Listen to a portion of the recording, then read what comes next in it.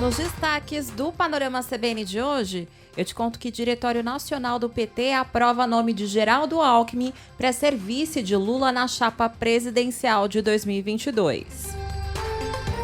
Jurados absolvem o filho afetivo de Flor de Lis de envolvimento na morte do pastor Anderson do Carmo. E polícia de Nova York prende suspeito por ataque ao metrô.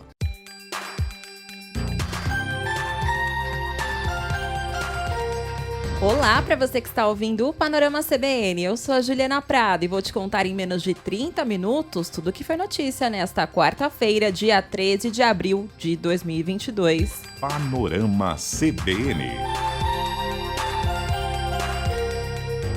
Como você está acompanhando aqui nas duas edições do Panorama, as articulações políticas estão sendo costuradas nos bastidores, né?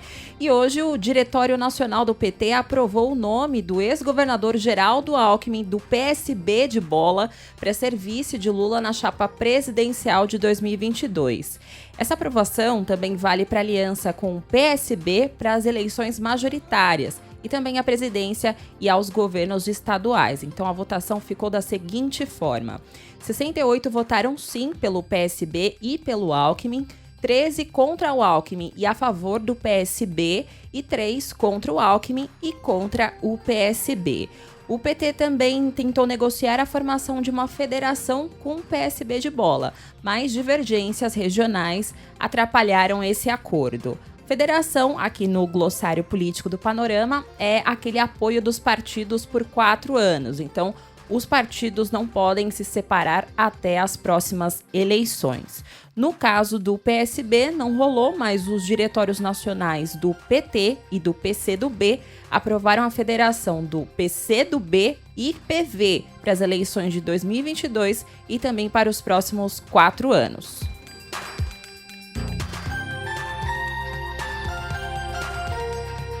Ainda na política, escuta só essa. O jornal o Globo mostrou hoje que a presidência se negou a informar a relação das entradas e saídas dos pastores Gilmar Santos e Arilton Moura no Palácio do Planalto, incluindo também os registros que tiveram como destino o gabinete presidencial.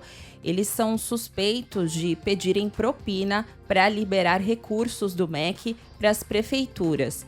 E o Gabinete de Segurança Institucional alegou ao jornal o Globo que a divulgação dos dados poderia colocar em risco a vida do presidente da República e de familiares. E essa decisão do Palácio do Planalto de decretar sigilo sobre os encontros entre o presidente Jair Bolsonaro com os pastores que atuavam aí de forma informal no Ministério da Educação já está repercutindo muito mal. O presidente da Comissão de Educação no Senado, o senador Marcelo Castro, avaliou a decisão como um sinal de que pode haver algo errado. E ele falou para a nossa repórter em Brasília, Mariana Machado, que essa decisão é um pouco estranha. Muito estranho. Deveria ser o contrário. Eles vão falar, orar, pedir em nome de Deus. Deveria era fortalecer a segurança. Por que estão fazendo isso só agora? Agora estão vendo que a segurança do presidente está sendo questionada, porque eles visitam lá há mais de um ano. Por que agora essa providência? Não faz sentido isso. A agenda tem que ser pública, não existe agenda secreta. Decretar o segredo dessa agenda é uma confissão de irregularidade, uma confissão que alguma coisa errada foi feita. Os pastores teriam se reunido com Bolsonaro ao menos 3 vezes no Planalto e uma vez no Ministério da Educação com a presença do então ministro Milton Ribeiro. O senador Randolfo Rodrigues, que é autor daquela proposta para a instauração de uma CPI para investigar as denúncias no MEC, se manifestou nas redes sociais. Pelo Twitter, o senador disse que o governo tem muito a esconder e que o desespero está batendo, o que seria mais um motivo para a CPI do MEC.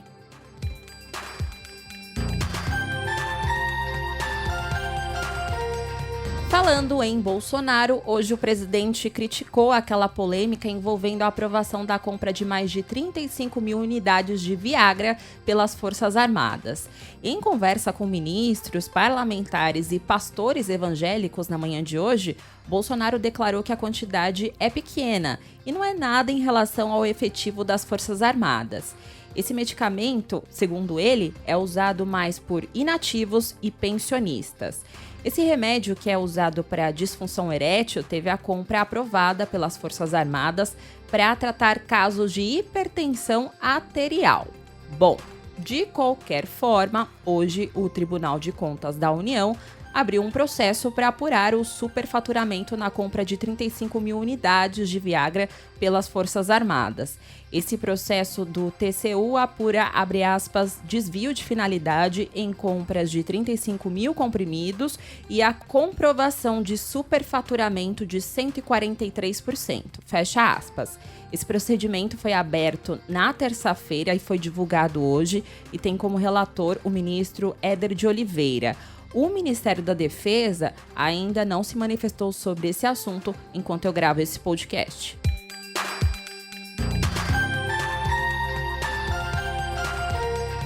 Faz tempo que eu não falo da OMS aqui, né? E hoje tem novidade. A Organização Mundial da Saúde determinou nessa quarta-feira que a pandemia de Covid-19 continua a ser uma emergência de saúde pública de importância internacional. Então, na prática, isso significa que a doença continua a ser uma pandemia. Essa decisão do diretor-geral Tedros Adhanom seguiu o parecer do Comitê de Emergências da OMS.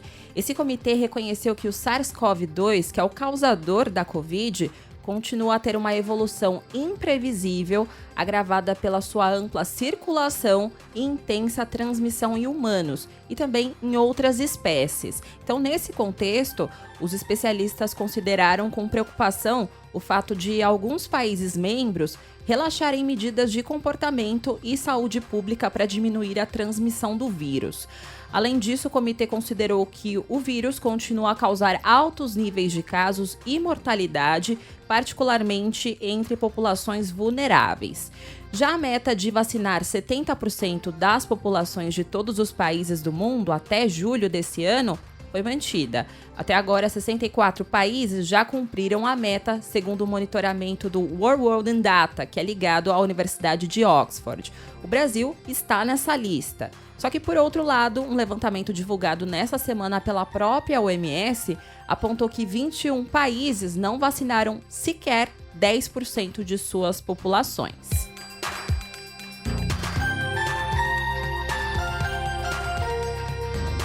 Vou retomar agora um assunto que a Bianca Santos contou para você hoje na primeira edição do Panorama CBN, e eu estou me referindo ao julgamento da morte do pastor Anderson do Carmo, que era marido da ex-deputada Flor de Lis. O Conselho de Sentença do Tribunal do Júri de Niterói, na região metropolitana do Rio, decidiu condenar mais 4 réus pelo assassinato do pastor. Esse julgamento durou mais de 22 horas. E os jurados absolveram o filho afetivo de Flor de Lis, Carlos Ubiraci da Silva, de envolvimento no homicídio e tentativas de envenenamento de Anderson. Mas eles condenaram o Carlos a 2 anos, 2 meses e 20 dias de prisão por associação criminosa armada. E ao deixar o plenário, o promotor de justiça Carlos Andrade disse que estava satisfeito com a decisão do júri. A gente sai satisfeito, foi feita a justiça, a gente ainda vai analisar com calma as minúcias da sentença, a dosimetria que foi fixada. Depois de 24 horas de júri não tem condições de analisar, esmiuçar como deve ser feito, então a gente vai usar com calma isso. A manifestação do Ministério Público foi praticamente que integralmente acolhida, então a gente está satisfeito com o resultado sim. E vamos continuar prosseguindo o julgamento, haverá, enfim, um novo plenário longo também que vai ser designado e estaremos aí na busca de justiça por esse crime bárbaro. Mas o advogado da família do Anderson, Ângelo Máximo, prometeu recorrer dessa decisão.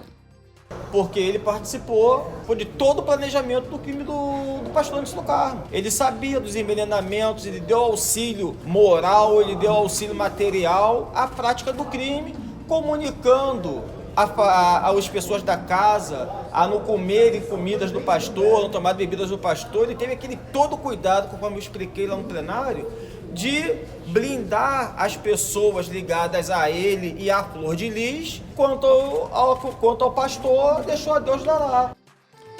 Durante o interrogatório, Carlos Ubiraci disse pela primeira vez que a mãe pode estar envolvida no crime. O O advogado Luiz Gregório disse que o cliente mudou de versão só agora por medo. Quando ele chegou aqui, ele falou que todo mundo era culpado. Ele não trabalha na busca da verdade real, tá? Ele quer condenar todo mundo. A absolvição foi tão correta que o Ministério Público requereu a absolvição dele. Não é uma situação de estratégia, é diferente. Agora, né, a ex-deputada Flor de Lis está presa. Então isso muda. Por que isso muda? O Carlos está ali, tem as filhas dele ali. Se fizeram o que fizeram com o Anderson do Carmo, imagina com 2 adolescentes. Ele tinha medo, ele temia, não só pela vida dele, ele estava preso, as filhas e a esposa. Então ele temia claramente pela vida das filhas. Pela Flor de Lis, claro. Já o filho biológico de Flor de Lis, Adriano Rodrigues, foi condenado por uso de documento falso e associação criminosa armada a 4 anos, 6 meses e 20 dias de prisão. Pelos mesmos crimes, o ex-policial militar Marcos Siqueira Costa pegou 5 anos e 20 dias de reclusão e a mulher dele, Andréia Santos Maia, 4 anos, 3 meses e 10 dias. Os 3 foram condenados por forjarem uma carta em que o outro filho de Flor de Lis, Lucas César de Souza, assumiu o crime e eximia a mãe de culpa. Agora, nenhum dos réus vai poder recorrer em liberdade. E Flor de Lis e 3 filhos e uma neta vão à júri popular em 9 de maio. No cenário internacional, você lembra que a polícia de Nova York estava atrás de um homem suspeito de cometer o ataque ao metrô da cidade? Então, hoje, Frank James, de 62 anos, foi preso. Ele alugou uma van que pode estar ligada ao crime, que deixou 29 feridos, incluindo 10 ferimentos à bala. De acordo com a imprensa americana, ele foi preso no bairro de Yes Village, em Manhattan, por policiais que faziam ronda. James passou a ser considerado suspeito pelo crime nessa manhã, só que ontem ele era apontado apenas como uma pessoa de interesse. E a identificação do suspeito foi feita a partir da chave da van, que foi encontrada na estação de metrô onde aconteceu o tiroteio no bairro do Brooklyn. Uma arma também foi recuperada no local do ataque, que foi conectada ao suspeito, que teria comprado.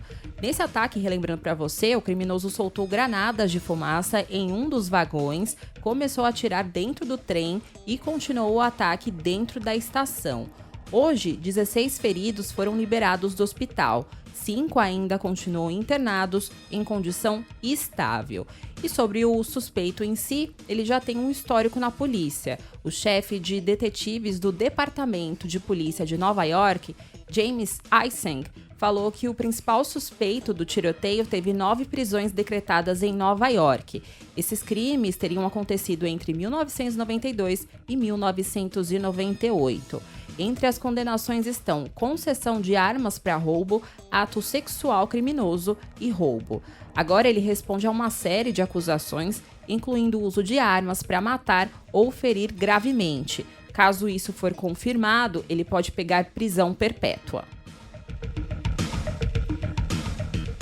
Ainda no cenário internacional, a invasão da Rússia na Ucrânia ainda é notícia, é claro. E a Rússia disse que tomou o controle do porto de Mariupol, na Ucrânia. O Ministério da Defesa da Rússia informou que mais de 1.000 fuzileiros navais ucranianos se renderam na cidade portuária de Mariupol. Eles estavam sem comida e munição e os soldados pediram em mensagens de despedida para serem lembrados e pediram também para a resistência continuar.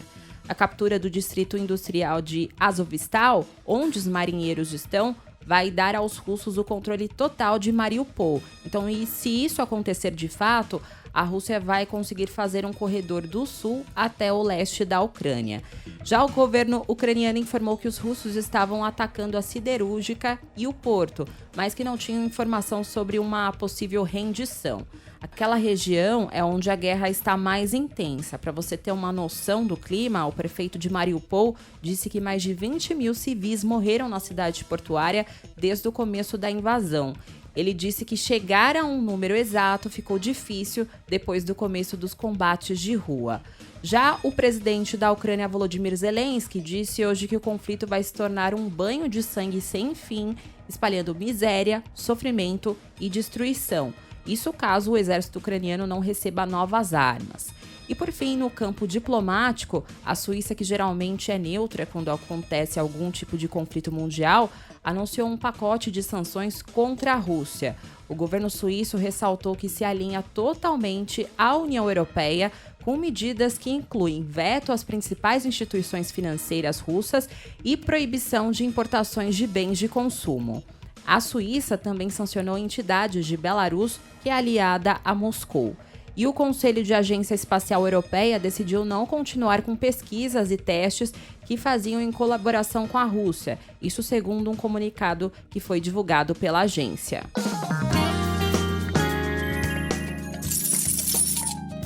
No mercado financeiro, a Bolsa de Valores de São Paulo fechou o dia em alta de 0,55%, cotado aos 116.781 pontos. No mercado de câmbio, o dólar comercial fechou o dia em alta de 0,26%, cotado a R$ 4,689.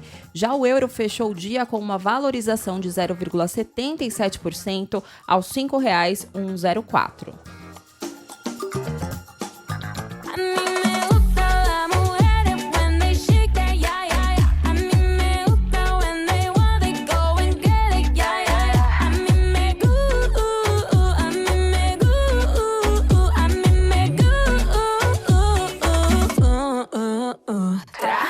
Eu vou embora com a música Me Gusta, da Anitta, porque a cantora lançou o 5º álbum, Versions of Me, na noite de ontem. E esse trabalho é focado principalmente no mercado internacional e entrou no top 10 de 10 países nas primeiras horas do lançamento, de acordo com levantamentos do iTunes e da Apple Music.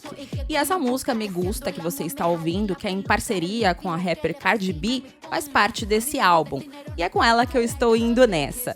Muito obrigada pela companhia de hoje. O roteiro dessa edição foi escrito por mim e os trabalhos técnicos são do Anderson Wendel, o Tico. E você pode me encontrar lá nas redes sociais, no @Juliana_Deprado no Twitter e no Insta é só procurar por @JulianaDeprado. E também tem o velho e tradicional e-mail juliana.prado@cbn.com.br. E não se esqueça que amanhã tem a primeira edição do Panorama CBN, com a Bianca Santos. Beijos pra você e até mais!